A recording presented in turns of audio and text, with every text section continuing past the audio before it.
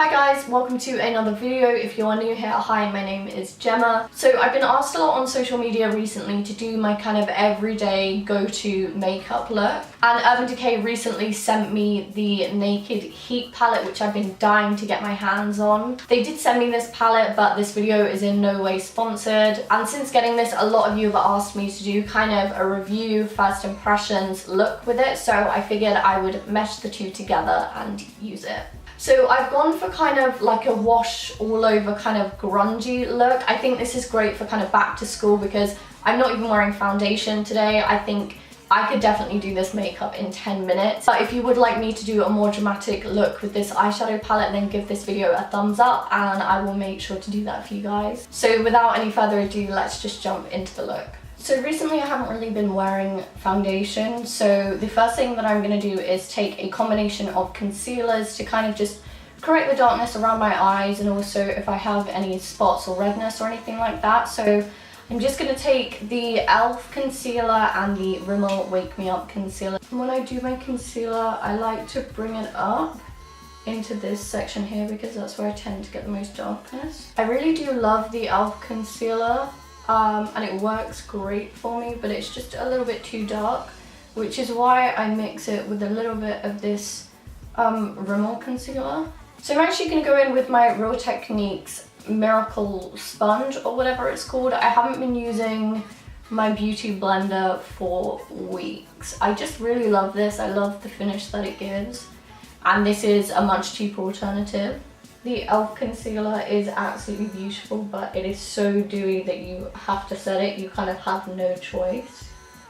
And then I'm just going to set that with a tiny bit of my Laura Mercier powder on a Zoeva 101 face shape brush. I'm also going to set my eyelids with this too.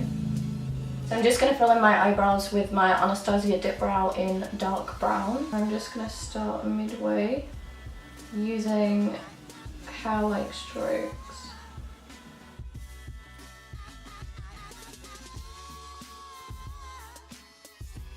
So moving on to the eyeshadow, I think I just want to have a wash of colour. So the first shade I'm going to go in with is Sourced, and I'm just going to take this into the crease. Okay, so on first impression, I don't think you'll be able to see it, but there is a lot of kickback, and kickback is basically when you put your brush into the product, there's a lot of kind of excess product. So I'm not particularly fussed about it, but if I tap off my brush, there'll be loads of excess. Just make sure that if you are going to use this eyeshadow palette, you kind of tap off your brush before applying it, otherwise you're going to get fallout on your foundation and concealer. I'm just going to take this into the crease. The pigmentation on this is great. It's blending out beautifully and it's building really well. I'm just going to take a bit of Chaser, which is this bone coloured shadow, and just buff out the edges with it. So now I'm going to take Sourced on a Zoeva 232 Luxe Classic Shader brush, and I'm just going to take this onto the lid. And then I'm just going to take a bit of Chaser and blend those together.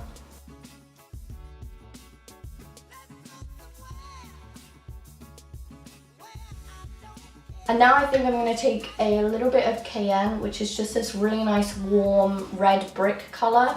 And I'm going to take it on a Zoeva 230 Luxe pencil brush and really just rub that against my lash line. Though I have lash extensions, I find that doing this really just adds a little bit of volume to your lashes. So if you find that you don't have very long, thick eyelashes, I definitely recommend doing this because it adds just a little bit of depth.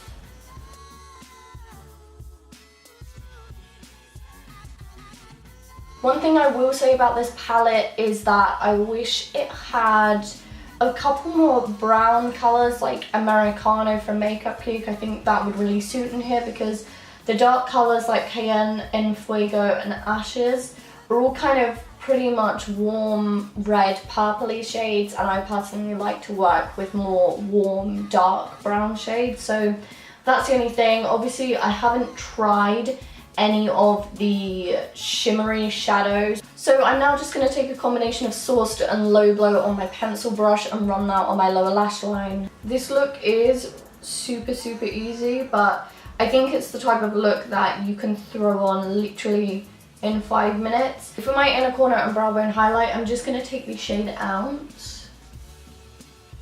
It's quite pretty. It's like a pearlescent creamy white. There's not a lot of pigment to it, but I think I quite like that.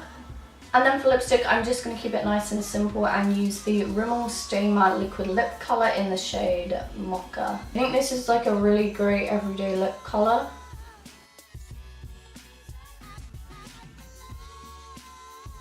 And then to finish everything off, I'm just going to set my face with the Decay All Nighter Setting Spray. And that is the finished look. As far as the palettes go, obviously I only really delved a little bit into the mattes and not really the shimmers. I think there's a lot of kickback on these, so I would advise doing your eyeshadow before your face makeup if you're going to use this palette. I think by far this is one of their best palettes. I have the Ultimate Basics palettes, which I love.